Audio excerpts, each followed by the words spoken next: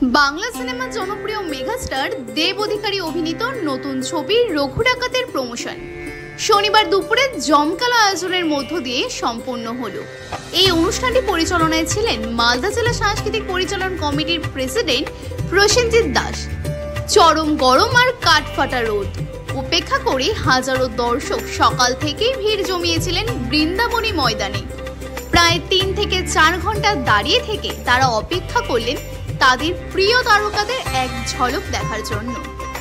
এই সময় কয়েকজন দর্শক ও কিছু পুলিশ কর্মী গরমে অসুস্থ হয়ে পড়লেও সঙ্গে সঙ্গে চিকিৎসার ব্যবস্থা করা হয়। অবশেষে দীর্ঘ প্রতীক্ষার পর মঞ্চে এসে পৌঁছলেন মেগাস্টার দেব অধিকারী। তার সঙ্গে ছিলেন অভিনেতা অনির্বাণ ভট্টাচার্য, সোহিনী সরকার, ইধিকা সহ রঘু ডাকাত ছবির অন্যান্য কলাকুশলীরা।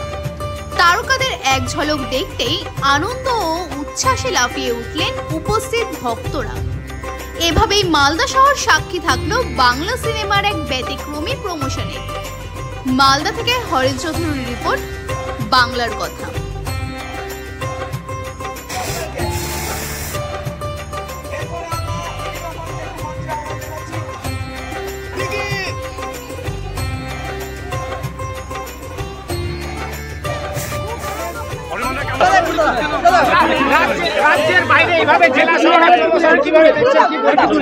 আমি আগের বারে খাদানে এসেছিলাম, এইভাবে আমরা খাদানে ভালোবাসা পেয়েছিলাম মানুষের।